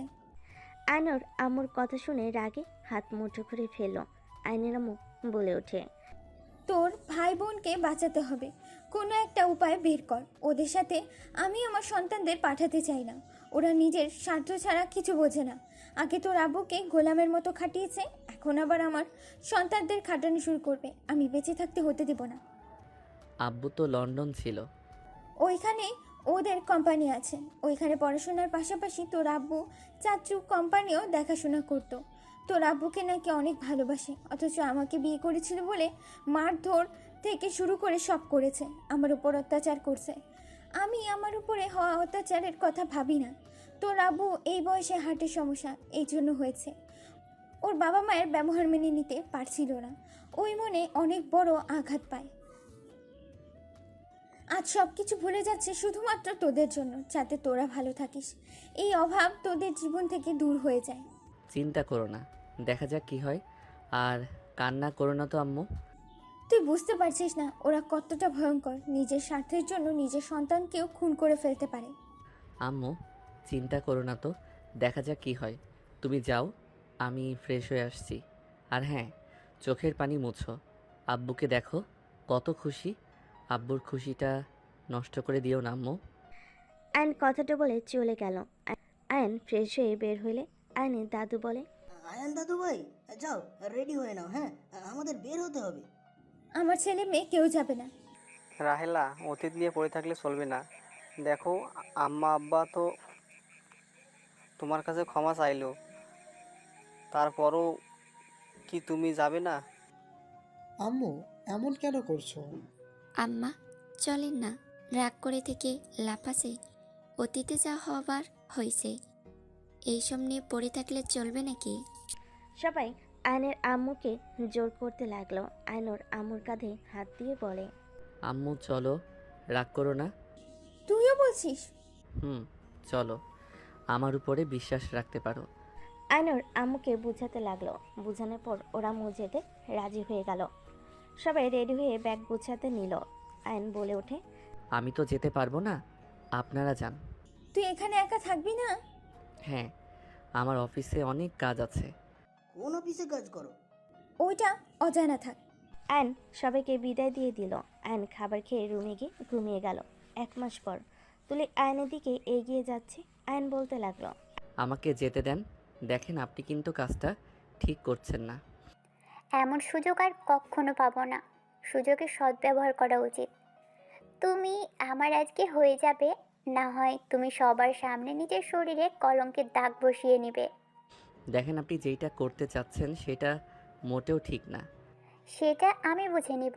তুমি কেমন ছেলে, হ্যাঁ, যে এমন হট মেয়ে তোমার চোখের সামনে দেখেও কাজে লাগাচ্ছ না? আপনি একটা ফালতু মেয়ে। আপনার মতো জঘন্য মেয়ে একটাও দেখি নাই। আমাকে মিথ্যা বলে এখানে ডেকে নিয়ে এসেছেন। আয়ন আর কিছু বলতে যাবে, তুলি কারোর আসার শব্দ শুনে তুলি নিজের জামা ছিঁড়তে ছিঁড়তে বলতে লাগলো, আয়ান, আমার এমন সর্বনাশ করো না প্লিজ, আমায় দয়া করে ছেড়ে দাও। আয়ন তুলির কাছে গিয়ে কিছু বলবে, তার আগে দরজা খুলে সবাই ভিতরে ঢুকতেই তুলি আয়নকে ধাক্কা দিয়ে খাটের উপর ফেলে দিয়ে কান্না করতে করতে দৌড়ে গিয়ে নদীকে জড়িয়ে ধরল। আয়নকে ম্যানেজার এসে সজরে ঘুষি মেরে বলে, চি, তোকে তো ভালো ছেলে ভেবেছিলাম, আর তুই কি না, চি, ভাবতে ঘৃণা হচ্ছে। বস ঠিক তোকে চিনে বস ঠিক তোকে চিনেছিল। আমি জোর করে তোকে চাকরিতে রেখেছিলাম, আর যদি না রাখতাম তাহলে এমন কিছু হতো না। স্যার, আপনি আমাকে। আয়ন কিছু বলবে, তার আগেই কয়েকটা এমপ্লয়ি এসে আয়নকে মারধর করতে লাগলো। তুলিকে নিয়ে যেতে লাগলো। নদী আয়নের দিকে তাকিয়ে থাকতে লাগলো। নদী সবাইকে বলে উঠল, সবাই ছাড়েন, ঘাট ধাক্কা দিয়ে বের করে দেন। ও হ্যাঁ, ছাড়েন আয়ন সাহেব, ফাইলগুলো নিয়ে এসে আমার কাছে দিয়ে যান। নদী কথাগুলো বলে চলে গেল। আয়ন নদীকে কিছু বলতে গিয়েও বলতে পারলো না। আয়ন ওর থাকার রুমে চলে গেল। আয়ন ফাইলগুলো নিলে একজন বলে ওঠে, তাড়াতাড়ি যা লুচ্চা, বের হ, না হলে আরও মার খাবি। আয়ন কিছু না বলে ফাইল নিয়ে নদীর রুমের সামনে গেল। আয়নের হাত পা কাঁপতে লাগলো। আয়ন ভিতরে প্রবেশ করলে দেখে নদীর চোখ বয়ে পানি গড়িয়ে পড়ছে। আয়ন নদীর সামনে গিয়ে চোখের পানি মুছতে যাবে, সাথে সাথে নদী রেগে ঠাস ঠাস করে গালে থাপ্পড় মেরে বলল, এত যদি তোর আদর খেতে ইচ্ছে করে আমাকে একবার এসে বলতে পারতি। আমি তো তোর বউ, আমি কি তোকে আদর করতাম না? তুই কোন হিসাবে ওই মেয়েটার সাথে এমন কাজ করলি? তোর থেকে এমন কিছু আমি কোনোদিন আশা করি নাই। আব্বু ঠিক বলছে, আসলে তোর ভেতরে অনেক সমস্যা আছে। তোকে হাজারবার বলার পরও তুই সেই তুলির সাথে নোংরামি করলি। কেন করলি এমন বল? নদী আয়নের কলার ধরে কান্না করতে লাগলো। আয়ন নদীকে ধরে তুলতে যাবে, নদীর সাথে সাথে ধাক্কা দিয়ে সরিয়ে দিয়ে বলে, ফাইলগুলো রেখে বের হয়ে যা। তোকে যেন আর কোনো দিন আমার চোখের সামনে না দেখি। তুই আসলে যে রূপ দেখাস সেই রূপ তোর আসল রূপ না। তুই আসলে নোংরা মন মানসিকতার মানুষ। তোকে আমি লয়াল সৎ দেখে তোকে ভালোবেসেছিলাম, কিন্তু এখন তো তোর আসল রূপ সামনে চলে আসলো। শোন, ডিভোর্স লেটার পাঠিয়ে দিস। তুই তো বলছিস পাঠিয়ে দিবি, দিস। আমার আর কোনো আক্ষেপ নেই, আমি অনেক খুশি হব। আমি তোমাকে কিছু বললে তুমি আমাকে বিশ্বাস করবে না আমি জানি, তাই আমি কিছু বলতেও চাই না। হ্যাঁ, আমি আসলে খারাপ, তোমার যেটা ভালো লাগে সেটাই ভাবো, কিন্তু আমি স্বামী হিসেবে সবসময় চেষ্টা করব তোমার বিপদে পাশে থাকার। আমি কখনোই তোমাকে বিপদে রেখে চলে যাব না। আমি তোকে আমার আশেপাশেও দেখতে চাই না। দয়া করে নাটক করিস না। তুই এখান থেকে যা, না হইলে আমি নিজেকে শেষ করে দিব। আইন কিছু বলতে যাবে, তখন তুলি রুমে চলে আসলো। আইন তুলিকে দেখে রাগে সজোরে থাপ্পড় মেরে দিল। তুলি নিজের কন্ট্রোল হারিয়ে পড়ে গেলে আইন বলে ওঠে, আমি কোনো দিন কোনো মেয়ের গায়ে হাত তুলি নাই, আজ তোর গায়ে হাত তুলতে বাধ্য হইলাম। তুই কাজটা ঠিক করলি না। সত্যি কখনোই চাপা থাকে না, একদিন ঠিক সত্যিটা বের হবে। ম্যাম দেখছেন, আমার এত বড় ক্ষতি করতে গিয়ে পারে নাই, দেখে আমাকে থাপ্পড় মারছে। আমার চোখে পানি ঝরিয়েছস, জীবনে তুই সুখী হতে পারবি না। আমি বলে দিলাম, ভালো থাক। আর ম্যামের কানে বিষ ঢালা বন্ধ করিস। অ্যান্ড কথাগুলো বলে চোখের কোণার পানি মুছতে মুছতে চলে গেল 5 বছর পর। দাদু ভাই কেমন আছো? আলহামদুলিল্লাহ, আপনি কেমন আছেন? আর এই শরীর নিয়ে এয়ারপোর্টে কি করছেন? আমার দাদু ভাই দেশে এসেছে, আর আমি কি না আমার দাদু ভাইকে রিসিভ করতে আসবো না? তা কি হয়? হ্যাঁ, ধন্যবাদ। আয়ান কেমন আছো? আয়নর আব্বুকে জড়িয়ে ধরে কৌশল বিনিময় করলো। 3 জন গাড়িতে উঠে পড়লো। 3 জন কথা বলতে বলতে চলে গেল। গ্রামে যেতে 4 ঘন্টা লাগে। গ্রামের ভিতরে ঢুকতেই স্কুল ঘরের কাছে মানুষের ভিড় দেখে 3 জন গাড়ি থেকে নেমে পড়লো। আয়ান বলে ওঠে, আপনার এখানে দাঁড়ান, আমি দেখছি। আয়ান ভিড় ঠেলে ভিতরে ঢুকতেই আয়ান চমকে গেল। আয়ান দৌড়ে গিয়ে রায়হান খানকে ধরে বলল, আম্মু কি হয়েছে আপনার? চাচ্চু চোখ খুলেন। আয়নর চাচুকে কোলে তুলে নিয়ে গাড়িতে তুলল। আয়নের আব্বু দাদু তাড়াতাড়ি করে গাড়িতে উঠে পড়ল। হসপিটালে দিকে যেতে লাগলো। আয়নের চাচুকে হসপিটালে ভর্তি করিয়ে দিল। আয়নের দাদু কান্না করতে করতে বলতে লাগলো, আমার ছেলেকে একা পেয়ে ওরা কি হাল করেছে? আমার ছেলে কি ক্ষতি করেছে ওদের? এভাবে ওরা আমাদের ক্ষতি করে, আর তুই বলস আমি ইচ্ছে করে ঝামেলা করি? দেখ তোর ভাইয়ের কি অবস্থা। আব্বা কান্না থামান, ভাইয়ের কিছু হবে না, ঠিক হয়ে যাবে। রায়হানকে তো বলে গেছিলাম ওই দিকে যেন না যায়। ও কখনোই ওর বোনকে রায়হানের সাথে বিয়ে দিবে না। আমার কোনো কথা শুনে কি হই? আয়ন সবার কথা শুনে বুঝতে পারলো কাহিনীটা কি। আয়নের চাচু জ্ঞান ফেলে আয়ন কেবিনে চলে গেল। আয়ন কেবিনে গেলে রায়হান আয়নকে দেখে বলে, আয়ন বাবা কখন আসলে? চাচ্চু আমার সাথে চলেন। রায়হান ঠিক আছিস বাবা? আব্বা, ওরা সোনালিকাকে জোর করে বিয়ে দিবে আজকে। আব্বা, আমি সোনালিকা ছাড়া বাঁচবো না। আব্বা, তুমি কিছু একটাই করো। রায়হান কান্না করতে লাগলো। আয়ন রায়হান খানকে বলে, চাচ্চু ওঠেন। আয়ন রায়হান খানকে ধরে নিয়ে যেতে লাগলে আয়নের আব্বু বলে, আয়ান কোথায় নিয়ে যাস? ওই রাস্তায় আর আর একটু রেস্ট দরকার আছে। অনেক রেস্ট নিয়েছে, এখন রেস্ট নেওয়ার সময় না। আয়ন রাকিবকে কল দিয়ে বলল, চাচ্চুর বাইকটা হসপিটালের সামনে নিয়ে আয়। তুই দেশে কবে এসেছিস? এত কথা শুনতে চাই না, তাড়াতাড়ি বাইক নিয়ে আয়। আমি সামনে আছি, হসপিটালের দিকে আছি, 1 মিনিট লাগবে। রাকিব কথা বলতে বলতে চলে আসলো। আয়ন রাকিবকে বলল, দাদু আব্বুকে নিয়ে বাসায় চলে যা। আয়ন বাইকে উঠে পড়লে রায়হান কিছু বলবে, তার আগে আয়ন উঠতে ইশারা করলো। রায়হান খান উঠে গেল। আয়ন বাইকে স্পিড চালিয়ে সোজা চৌধুরীর বাড়িতে চলে গেল। রায়হান খান অবাক হয়ে বলল, বাবু কি করছিস? এখান থেকে চল, আমাদের উপরে হামলা করবে। দেখা যাক, চলেন। আয়ন রায়হানের হাত ধরে গেটের সামনে চলে গেল। বডিগার্ড কিছু বলতে যাবে, আয়ন সবগুলো এক এক করে নাকে ঘুষি মেরে ভিতরে চলে গেল। রায়হান খান অবাক হয়ে তাকিয়ে আছে। আয়ন সবার সাথে ফাইট করতে লাগলো। রায়হান খানও যেতে লাগলো। আয়ন সদর দরজায় লাথি দিয়ে খুলে ফেলল। দরজার পাশে থাকা সবাই পড়ে গেল। আয়ন রায়হান খানকে নিয়ে ভিতরে গেলে দেখে বড় সাথে কাজী বসে আছে, আরও কিছু মানুষ দাঁড়িয়ে আছে। বসে যে আছে মহিলাটা কান্না করছে। রায়হানকে দেখে বউ সাজা মহিলাটা বলে, রায়হান। সোনালি আন্টি, আপনি আমার কাকিমা হবেন। আজকে আপনার হাতে শেষ চান্স। আয়নকে এক এক করে সবাই মারতে আসলে আয়ন ফাইট করতে লাগলো আর বলতে লাগলো, আন্টি তাড়াতাড়ি বলেন, আপনি কি আমার কাকিমা হবেন কি না? রায়হান, ছেলেটাকে নিয়ে চলে যাও। তোমার কি মাথা খারাপ হয়ে গেছে? ভাইজান ওকে মেরে ফেলবে। কোথায় আপনার ভাইজান? ডাক দেন। নিচে মারামারির শব্দ শুনে উপর থেকে সবাই নামতে লাগলো। আয়নকে পিছন থেকে কেউ মারতে যাবে, সাথে সাথে আয়ন লোকটাকে ধরে আচ্ছা মতো মুখে ঘুষাতে লাগলো। হঠাৎ কারোর কণ্ঠ শুনে আয়ন পিছনে ঘুরে সামনে থাকা মানুষগুলোকে দেখে থমকে গেল। আয়ন বলে উঠল, স্যার আপনি? হ্যাঁ আমি। তুমি এত বড় সাহস আমার বাড়িতে এসে মারামারি করছো? এইটা আপনার বাড়ি? হ্যাঁ, তুমি এখানে কি করছো? স্যার উনি আন্টিকে ভালোবাসে, ওনাদের ভালোবাসা মেনে নেন। তুই কে রে যে তোর কথা শুনে আমি ওনাদের মেনে নিতে হবে? উপর থেকে কথাগুলো বলে নদী নামতে লাগলো। আয়ন বলে ওঠে, ম্যাম, ভালোবাসার ভিতরে বাধা হয়ে দাঁড়াবেন না। কিসের ভালোবাসা? শত্রুর বাড়িতে এই বংশের কোনো মেয়ের বিয়ে হবে না। নিজেদের ভালো চাইলে এখান থেকে চলে যা। আমি কখনোই নিজের ভালো চাই নাই। সরি, আপনার কণ্ঠ শুনে বোঝা যাচ্ছে আপনারা রাজি হবেন না, কিন্তু আমি আমার কাকিকে এখান থেকে নিয়ে যাব। সাহস থাকলে নিয়ে যা। রায়হান, চুপচাপ দাঁড়িয়ে আছো কেন? ওকে নিয়ে এখান থেকে চলে যাও। আমি তোমাকে ভালোবাসি না। প্লিজ এখন এখান থেকে চলে যাও। চাচ্চু, ওনাকে কোলে তুলে নেন, বাকিটা আমি দেখছি। দেখেন এখন সময়, তাড়াতাড়ি। তাকিয়ে আছেন কেন? তাড়াতাড়ি করেন। রায়হান খান সোনালির কাছে গিয়ে কোলে তুলে নিল। নদীর আব্বু বডিগার্ডদের ইশারা করলে আয়ন হঠাৎ করে একজন আয়নের হাতে চাকু দিয়ে আঘাত করলে নদী চিৎকার দিয়ে বলে ওঠে। আয়ান। নদী এগিয়ে যেতে যাবে, সাথে সাথে নদীর আব্বু নদীর হাত ধরে ফেলো।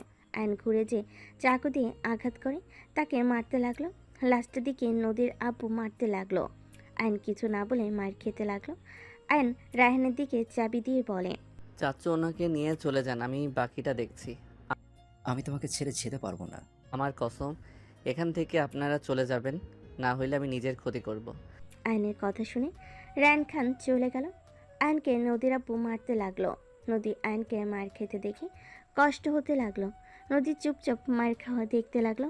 ওনা খামসি দিয়ে ধরে থাকতে লাগলো। আয়নকে মারতে মারতে ফ্লোরে ফেলে দিল। আয়নের মুখ দিয়ে রক্ত পড়তে লাগলো। আয়ন রক্তের থুতু ফেলে দিয়ে বলতে লাগলো, আঙ্কেল, ওই ফ্যামিলির প্রতি যত রাগ আছে সব আমার উপরে ঝেড়ে ফেলেন। আমি ওই বাড়ির সন্তান, ওই বাড়ির রক্ত বইছে। হিরোগিরি দেখাতে এসেছিস না? দেখ আমি তোর কি হাল করি। খুব হিরোগিরি দেখাতে এসেছিস তাই না? চল, তোকে মারবো মাঠের ভেতরে নিয়ে গিয়ে, যাতে কেউ আর আমাদের দিকে আঙ্গুল তুলে কথা বলতেও কাঁপে। নদীর আপু আয়নের চুল ধরে টেনে নিয়ে যেতে লাগলো। সবাই ওদের পিছন পিছন যেতে লাগলো। নদী দৌড়ে রুমে চলে গেল। উপর থেকে খাটের উপরে শুয়ে থেকে কান্না করতে লাগলো। আয়নকে মাঠে নিয়ে গিয়ে মারতে লাগলো। আয়নের ফ্যামিলি সবাই ছুটে আসে। গ্রামের সব মানুষ জড়ো হয়ে যায়। আয়নের আম্মু আতিয়া কান্না করতে করতে বলতে লাগলো, আঙ্কেল, আমার ভাইকে ছেড়ে দেন। আমার ভাই এসব তো কিছু জানে না। ভাইয়া তো দেশের বাইরে ছিল। দয়া করে আমার ভাইকে ছেড়ে দেন। ভাইজান, ওনাদের সাথে শত্রুতা। আমার সন্তানকে ছেড়ে দেন। আমার সন্তান এসব কিছু জানে না। হিরোগিরি আমি বের করব, খুব রক্তের গরম তাই না? দেখ আমি কি করি, যে বাধা দিতে আসবে তার হাত আমি কেটে ফেলে দেব। আম্মু, আতিয়া কান্না করো না, উনি ওনার রাগ মিটিয়ে নিক। এখানে আমি সব শুনেছি। ওনার ভাইয়ের সাথে অনেক বড় অন্যায় করা হয়েছে। সব দোষ দাদুর। দাদু কাজটা ঠিক করে নাই। দাদু যদি সেদিন ওনাকে না মারতো, আজ সবাই মিলে সুখে থাকা যেত। আয়নের কথা শুনে সবাই অবাক হয়ে গেল। আয়নের দাদু বলে ওঠে, আমার নাতিকে ছাড়। আমার নাতি তোর কি ক্ষতি করেছে? ওর সাহস দেখে বাঁচি না। আমার চোখের সামনে আমার বাড়িতে গিয়ে আমার বডিগার্ডদের মেরে মাটিয়ে ফেলে দিয়েছে। আমার বোনকে কিডন্যাপ করছে, আমি ওকে মেরে ফেলবো। আপনার বোন আমার এখন স্ত্রী। আমরা বিয়ে করে এসেছি। আপনার বোনকে কোনো কিডন্যাপ করা হয় নাই। রায়হানের কথা শুনে নদীরা রেগে সোনালীকে মারতে যাবে, সাথে সাথে রায়হান হাত ধরে ফেল। নদীর আপু বডিগার্ডগুলোকে ইশারা করলে এক এক করে সবার গলায় চাকু ধরলো। সবাই ভয়ে ঢোক গিলতে লাগলো। নদীর আপু হাসতে হাসতে বলে, এই দিনটার অপেক্ষায় ছিলাম। একসাথে পুরো ফ্যামিলিকে আমি শেষ করে দেবো। আঙ্কেল, আমাকে মারতে দিয়েছি, দেখেন আমার ফ্যামিলির কিছু হইলে আমি কাউকে ছাড়বো না। আয়নের কথা শুনে নদীর আপু রেগে সজরে খুশি মেরে বলে, কি করবি তুই? হ্যাঁ আঙ্কেল, আমার ভাইকে ছাড়েন। আর কত মারবেন ওকে? দেখেন, আপনার সাথে আমার ঝামেলা করতে আসে নাই। কি করতে এসেছিস তাহলে? শুন, তোদের সবাইকে ছেড়ে দিতে পারি যদি তোর দাদু পুরো গ্রামের সামনে কান ধরে ক্ষমা চায়, তাহলে সবাইকে ক্ষমা করে দেবো। আঙ্কেল, রেগে চিৎকার দিয়ে আঙ্কেল বলাতে নদীর আপু রেগে বলে ওঠে, তোর মুখ অনেক চলে তাই না? তোকে আগে আমি ঠিক করে নেই, তারপর বাকিদের দেখ। আইন নদীর আপু লাঠি দিয়ে মারতে যাবে, সাথে সাথে পিছন থেকে কেউ লাঠি ধরে ফেলো। সবাই অবাক হয়ে গেল। আতিয়া চোখ বড় বড় করে ফেলো। নদীর আব্বুর পিছনের দিকে তাকাতেই দেখে নদীর আপু রেগে বলে ওঠে, তুই এখানে কি করিস? আর তোর সাহস কি করে হয় আমার লাঠি ধরার? আব্বু ওদের ছেড়ে দাও। আয়ানকে অনেক মেরেছো, কম মারো নাই, সমান সমান হয়ে গেছে।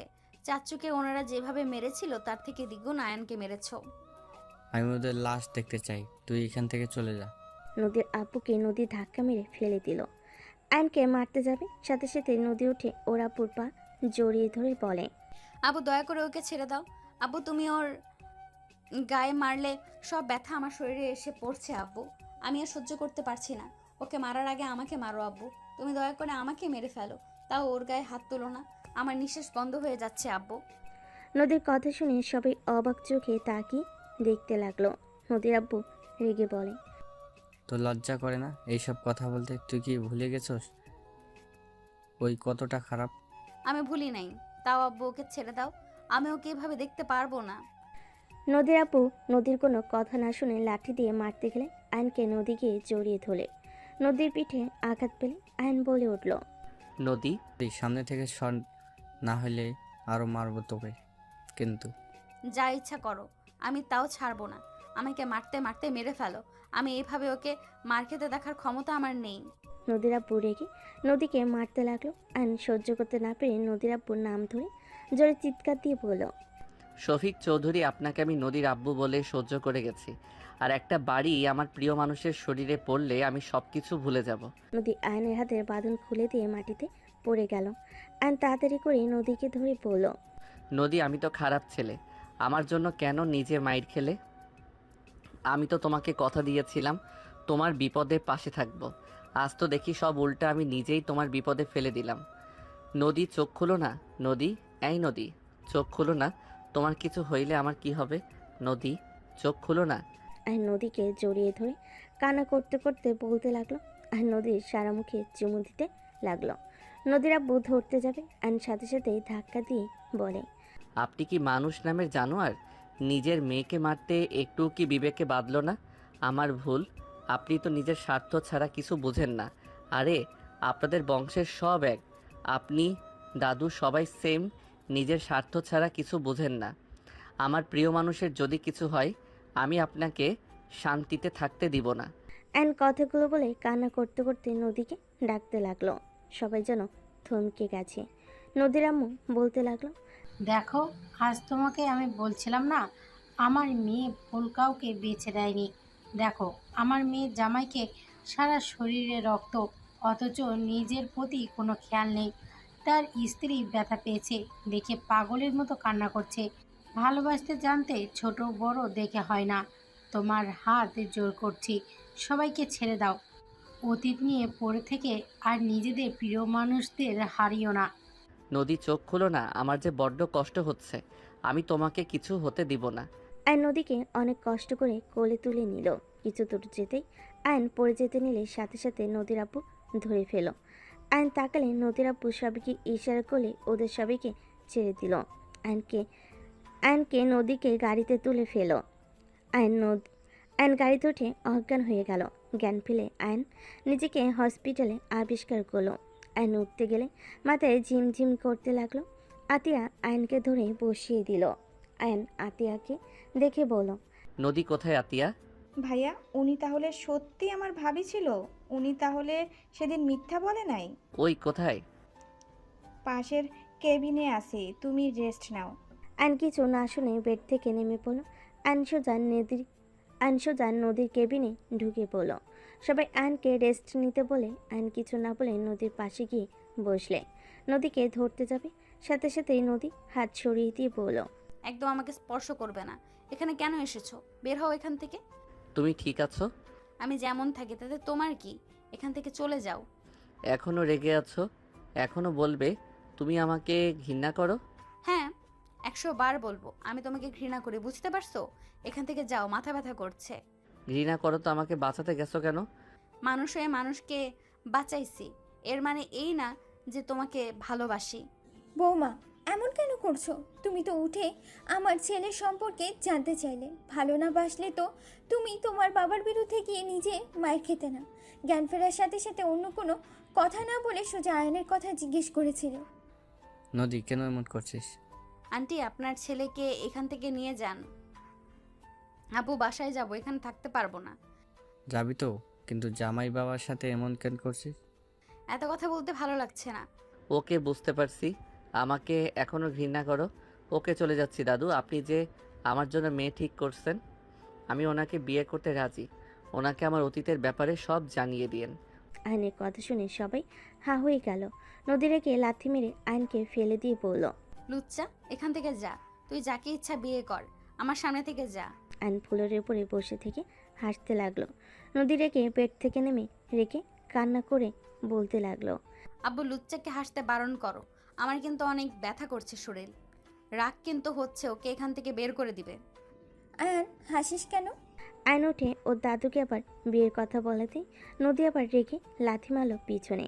আইন বলে উঠল, ওই মারেন কেন? আপনাকে কেউ অনুমতি দিয়েছে আমাকে মারার? আপনার সাথে আমি কথা বলছি। আমার কেবিন থেকে বের হও। লুচ্চা, তোর হবু বউয়ের কাছে গিয়ে বল, যা ভাগ। নদীর কথায় সবাই বুঝতে পেরে মিটিমিটি হাসতে লাগলো। আতিয়া বলতে লাগলো, কেমন যেন পড়া পড়া গন্ধ বের হচ্ছে। হ্যাঁ, আমিও পাচ্ছি। কই পাচ্ছি, ভালো করে শোকেন, বুঝতে পারবেন। আতিয়া, তুই তো নতুন ভাবি চাস, তাই না? হ্যাঁ। আতিয়া, তুমিও আমাকে চাও না? কি করব, আপনি তো ভাবিকে ঘৃণা করেন, সেখানে ভাইয়াকে তো আর সারা জীবন সিঙ্গেল রাখা যায় না। ওকে ভালো, এখান থেকে নিয়ে যাও।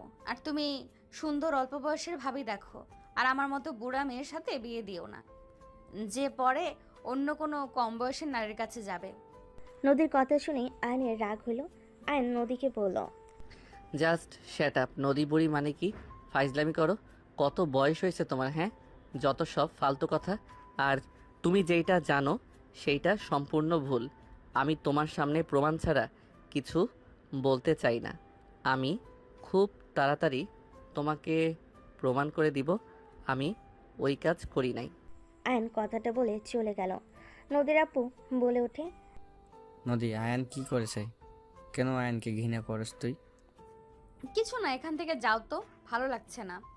আমি জানি না আয়ান কি করছে, কিন্তু আমি একটা কথা গ্যারান্টি দিয়ে বলতে পারি, আমার সন্তান কখনোই অন্যায় কাজ করতে পারে না, যেটা করলে তার প্রিয় মানুষরা কষ্ট পাবে। তোমার ছেলে যে কী কী করতে পারে তা আমার বোঝা হয়ে গেছে। কাউকে না জানিয়ে বিয়ে করে বসে আছে, তার থেকে আর কি আশা করা যায়? আমি জানতাম ওদের বিয়ের ব্যাপারে, কিন্তু এটা জানতাম না সেই মেয়ে আর কেউ না, নদী। বাহ, খুব ভালো। আয়নের আপু রেগে বের হয়ে গেল। আয়ন ওর বেডে গিয়ে শুয়ে থেকে ভাবতে লাগলো, এই তুলিকে কোথায় পাওয়া যাবে? ওর খোঁজ তো কোথাও পাচ্ছি না। আয়ন কথাগুলো ভাবতে লাগলো। 3 দিন পর আয়ন রিলিজ পেল। আয়নকে নিয়ে যেতে লাগলো আতিয়া আর রাফি। আয়ন রাফিকে বলতে লাগলো, ভাবির সাথে এত ঝগড়া করো কেন? এখন তো টাকা পয়সারও অভাব নাই, তাও ঝগড়া কেন করো? সারাদিন বকবক করলে মেজাজ খারাপ কার হবে না? আর কাজ বাদ দিয়ে ওকে নিয়ে ঘুরতে যাব নাকি? সপ্তাহে একদিন তো ছুটি পাও, সেই দিন ঘোরাতে নিয়ে গেলে কি ক্ষতি হবে? আর বউয়ের বকবক যদি সহ্য করতে না পারো, তাহলে কেমন মানুষ তুমি? বাহিরে কিভাবে সব কিছু সামলাও? নি কেন? জ্ঞান দিস না ভাবির চামচা। আয়ন দাঁতে দাঁত চেপে হাসতে লাগলো। রাফি আতিয়াও হাসলো। 3 জন গাড়িতে উঠে পড়ল। আয়ন বলে ওঠে, রাকিবের বাচ্চা কি বউয়ের আঁচল ছাড়ে না নাকি? নতুন বিয়ে হয়েছে, একটু তো এমন করবে। আমাদের বংশের ছেলেদের সমস্যা আছে, যে যেমন পারে বিয়ে করে ফেলে ফ্যামিলি ছাড়া। তুমি একমাত্র আছো যে রিলেশন করে বাবা মাকে জানিয়েছ।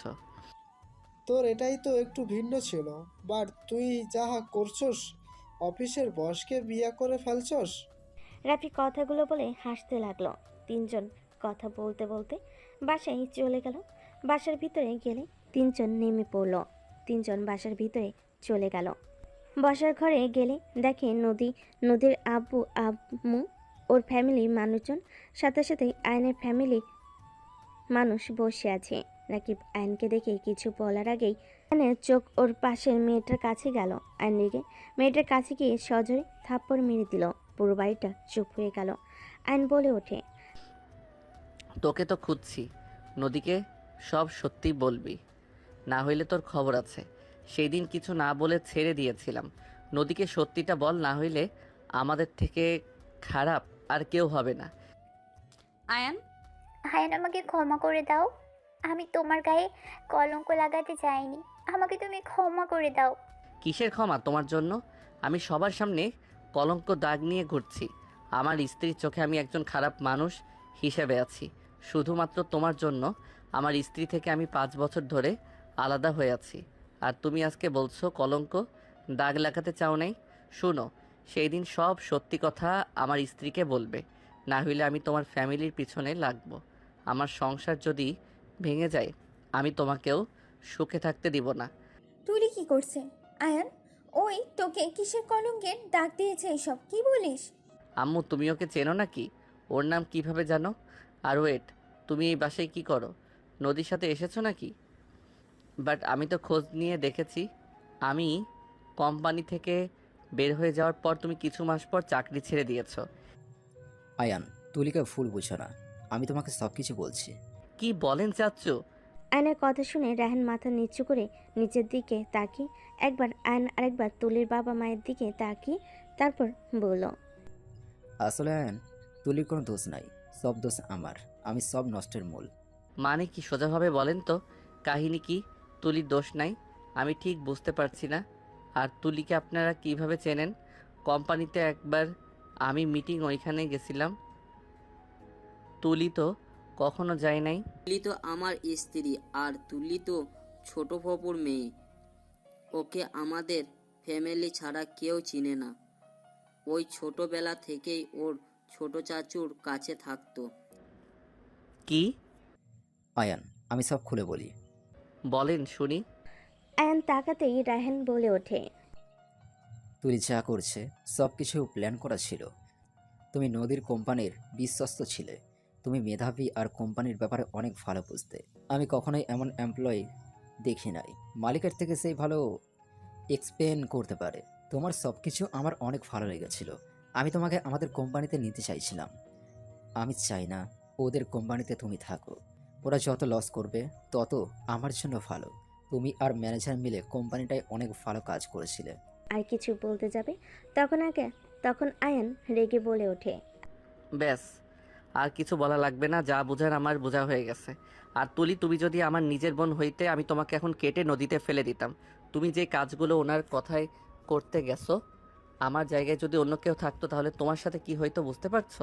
আয়ন মারতে যাবে, তুলি ভয়ে চোখ বন্ধ করে কান্না করতে লাগলো। আয়ন হাত থামিয়ে বলল, নেক্সট টাইম যদি এসব উল্টাপাল্টা কোনো কাজ করতে দেখি। সরি, আমাকে ক্ষমা করে দাও। তুলি আয়নকে জড়িয়ে ধরে কান্না করতে লাগলো। আয়ন তুলিকে নিজের থেকে সরিয়ে দিয়ে বলল, কান্না বন্ধ করো। একটা ভুল কিন্তু সারা জীবনের কান্না হয়ে দাঁড়ায়।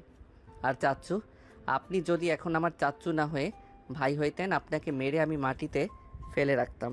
হিংসা জিনিস খুব খারাপ, অন্য ক্ষতি করলে নিজের ক্ষতি হবে, মাথায় রাখবেন। আমি জানতাম না যে তুমি আর কেউ না, আমার ভাতিজা। চুপ করেন। আমি আপনার ভাতিজা হই বা না হই, আপনি কেন এমন কাজ করলেন? মেজাজ এতটা গরম হচ্ছে না? দূর, সামনে থেকে সরো তো। আয়ন তুলিকে ধাক্কা দিয়ে সরিয়ে দিল। আয়ন রুমে চলে গেল। নদী তুলি আর রায়হানের দিকে তাকিয়ে বলল, তার মানে সেদিন আয়ান কিছু করে নাই? তুমি ওর নামে মিথ্যা বলেছিলে শুধুমাত্র আমি যেন ওকে কোম্পানি থেকে বের করে দেই? তুমি একবার ভেবে দেখেছো তুমি ওকে সবার সামনে খারাপ বানিয়েছো? আয়ানের সাথে এমন কিভাবে করতে পারলে? আয়ান তোমার কি ক্ষতি করেছে? তোমাদের শত্রুতা আমাদের উপরে ছিল। ওই সরল ছেলেটাকে টার্গেট কিভাবে করতে পারলে? তুমি আমার আগের স্বামীকে ফিরিয়ে দেবে।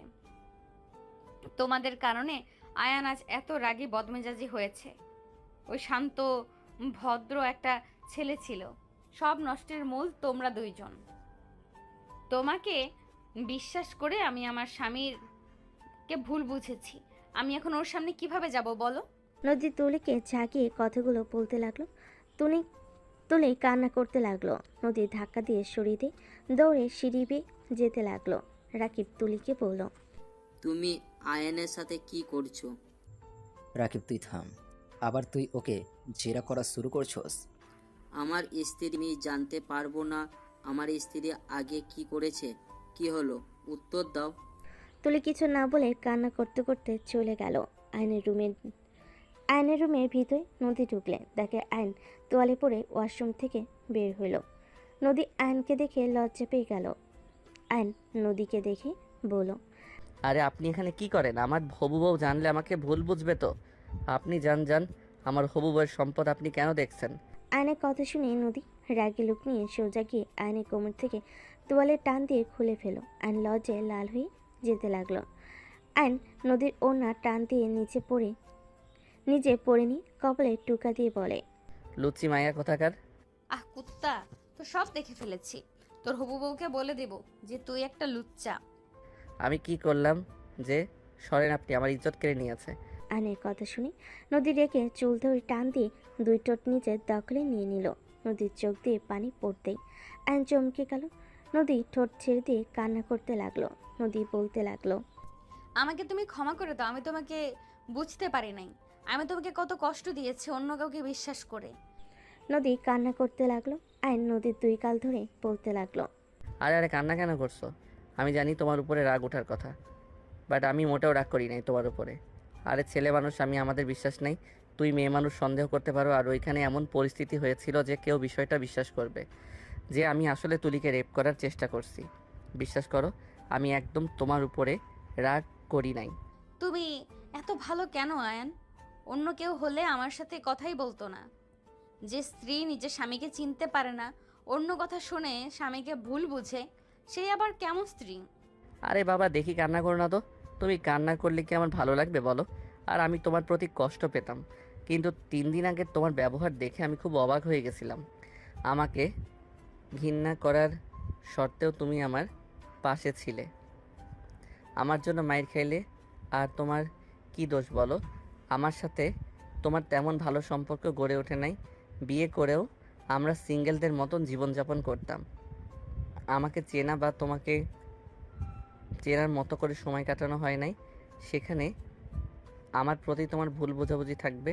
আয়নের কথা শুনে নদী শক্ত করে জড়িয়ে ধরে বলতে লাগলো, আই লাভ ইউ। আমি আর কখনোই তোমাকে ভুল বুঝবো না। আমি তোমাকে অনেক অনেক ভালোবাসি। যত যাই হয়ে যাক, আমি তোমার হাত কখনোই ছাড়বো না। সারা জীবন তোমার সাথে থাকতে চাই আয়ান। আয়ন নদীকে নিজের বুকের সাথে জড়িয়ে ধরে কপালে চুমু দিয়ে বলে, I love you too senior বউ পাখি। আমিও তোমার হাত কখনো ছেড়ে দিব না। মৃত্যুর আগ পর্যন্ত আমি তোমার সাথে থাকব। আর একটা কথা মনে রেখো, ছেলেদের ভিতরে মাঝে মাঝে রূপ চেঞ্জ হয়ে যায়, বাট বিশ্বাস করো আমি নিজেকে কন্ট্রোল করতে পারি। আর আমার স্ত্রী থাকার শর্তে আমি কেন অন্য কারো কাছে যাব বলো? আমার যত ভালোবাসা শুধু তোমার জন্য। ধন্যবাদ। আমার সম্পদ আমার জন্য রেখে দেওয়ার জন্য। পরনারীর স্পর্শ থাকলে তোমাকে খুন করে ফেলবো। আয়ন নদীকে ছেড়ে দিয়ে বরকুজকে তাকিয়ে বলে, সিনিয়র বউ থেকে খুনি বউ হতে চাচ্ছ নাকি? আয়নের মুখের ভঙ্গি দেখে নদী ফিক করে হেসে দিয়ে নাকে আলতো করে কামড় দিয়ে বলে, তোমাকে পাওয়ার জন্য আমি সব হতে পারি। তুমি আমার না হইলে আমি কারোর হইতে দিব না। নদীর কথা শুনে আয়ান ভাবতে লাগলো। ভেবে বলে, তুমি যদি অন্য কারো হতে না দাও তাহলে আমার হবু বউয়ের কী হবে? আয়নের কথা শুনে নদী রেগে গিয়ে মারতে যাবে। আইন দৌড়ে চলে গেল। নদী দৌড়াতে দৌড়াতে বলে, তোর হবু বউয়ের সাথে তোকে মেরে ফেলবো, দাঁড়া বলছি। আরে হাত থেকে লাঠি ফেলে দাও, এমনিতেই আমার শরীর ব্যথা হয়ে আছে। তাতে আমার কি? তোর হবু বউ আদর করে ঠিক করে দিবে তো, দাঁড়া বলতেছি। আইন সিঁড়ি দিয়ে নিচে নেমে গেলে সবাই ওদের দিকে তাকিয়ে থেকে অবাক হয়ে গেল। নদীর আপু বলতে লাগলো, এই নদী কি হয়েছে? এভাবে লাঠি নিয়ে দৌড়েছিস কেন? আবু তুমি ওর সামনে থেকে সরো, ওর মায়ের কম হয়েছে। কিরে সামনে আয়, সাহস থাকলে তোর মুখে মেরে মুখ ভেঙে ফেলবো। নদী তুমি রেগে আছো? এই বাড়ি একটা লাগলে আমি সত্যি উপরে চলে যাব। ওয়েট কর, তোর বিয়ে ঠিক কে যেন করছে, তাকে যে আমি কি করব? তোর হবু বউ তোকে আর যে বিয়েটা ধরছে তার হাড্ডিও আমি ভাঙবো। নদীর কথা শুনে আইনের দাদু ভয়ে ঢোক গিলতে লাগলো। আইনের দাদু আস্তে আস্তে চলে যেতে নিলে আইন বলতে লাগলো, দাদু বিয়ে ঠিক করছে, প্লিজ থামো। কি দাদু? নদীর দাদু দিকে তাকাতেই দাদু থেমে গিয়ে বলে, কিছু বলবে? আমার কানে কম শোনা শুরু করেছি। হ্যাঁ, আপনি আয়নের বিয়ে ঠিক করছেন? কি কও? বুঝতে পারছি না, আমার কানে সমস্যা রয়েছে। হ্যাঁ, আমি রুমে যাই। হ্যাঁ। দাদু মিথ্যা বললেন না, আপনার কান কিন্তু একদম ঠিক আছে। আপনি তো কানে শুনছেন না, ওর কথা কিভাবে কানে শুনলেন? নদীর কথা শুনে ব্যাপারচাকা খেয়ে গেল। সবাই জোরে জোরে হাসতে লাগলো। আইন সোজা ওর আমুর পিছনে দাঁড়িয়ে আঁচল দিয়ে শরীর ঢাকতে লাগলো আর বলতে লাগলো, শ্বশুর মশাই আপনার মেয়ের মুখে কি মধুর সাথে লবণ দিয়েছিলেন নাকি মরিচের গুঁড়া? একবার চিনির মতো মিষ্টি হয়, একবার লবণের মতো কথা বলে, আবার যখন মাথার তার ছিঁড়ে যায় তখন শুকনা মরিচের মতো লাল হয়ে যায়। আয়নের কথা শুনে সবাই হাসতে লাগলো। নদীর আব্বু আম্মু হাসতে লাগলো। নদী রেগে গিয়ে বলে ওঠে, লুচ্চামি করবি আর? আমি কিছু করলেই দোষ? আমি আমি কই লুচ্চামি করছি? আমি তো জাস্ট একটু রাগানোর জন্য মজা করছি, তাই বলে এত রেগে যাও কেন? চুপ কর, তুই ওই মেয়ের প্রেমে পড়ছস, না হইলে সব জায়গায় ওর কথা বলছস, কথায় কথায় হবু বউ করস। বল কে ওই মেয়ে, আমি দেখতে চাই। নদী শান্ত হও, ওই তোমাকে রাগানোর জন্য এসব বলছে। ওর জন্য মেয়ে দেখতে চাইছিল আব্বাজান, বাট ওই সোজা না করে দিয়েছিল। বলেছিল ওই অন্য কাউকে ভালোবাসে, বিয়ে তাকেই করবে। পরে আর কোনো মেয়ে দেখা হয় নাই। আয়নের আম্মুর কথা শুনে নদী বলে ওঠে, কোন মেয়েকে ভালোবাসো? ওই যে আবার উল্টা ধরা শুরু করছে। আরে বাবা একটু ঠান্ডা হও না, আমার মান ইজ্জত শেষ করে দিতেছ। প্লিজ শান্ত হও, আমি আর তোমাকে রাগাবো না। আমি যাকে ভালোবাসি সেই তুমি, আমি তোমার কথাই বলছি। প্লিজ আমাকে যেতে দাও, আমার অবস্থার দিকে তো তাকাও। কি ব্যাপার ছোট ভাই, তোয়ালা লুঙ্গি উড়ে গেছে নাকি? নদীর ওড়না পরে আসো। সবাই আয়নের দিকে তাকাতেই আয়ন লজ্জায় লাল হয়ে গেল। নদীর মাথা ঠান্ডা হয়ে গেল। রাকিব তুলি হাসতে লাগলো আর নিচে নামলো। আয়ন তুলিকে দেখে আরো লজ্জা পেয়ে গেল। নদী বলে ওঠে, তুমি তুমি আমার ওড়না কখন নিলে? আর আমাকে রাগানোর কি দরকার ছিল? এখন থাকো আন্টির আঁচলের নিচে। ও থুক্কু, তোমার হবু বউয়ের নাম্বার দাও, আমি কল দিয়ে আসতে বলি। আরে বাবা আমার ভুল হয়েছে, ক্ষমা করো। আর হবু বউ কথা মুখে আনবো না, প্লিজ ক্ষমা করো ভাই। কি? আমি তোমার ভাই লাগি? নদীর কথা শুনে আয়ন বলে ওঠে, আরে আমি কথায় কথায় ভাই বলছি। উফ শ্বশুর মশাই, এই তেরা মাইয়া কই থেকে নিয়ে এসেছেন?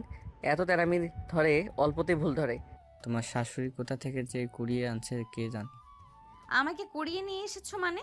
নদীমা থাম এইবার, আয়নকে যেতে দে, বেচারা লজ্জায় লাল হয়ে যাচ্ছে।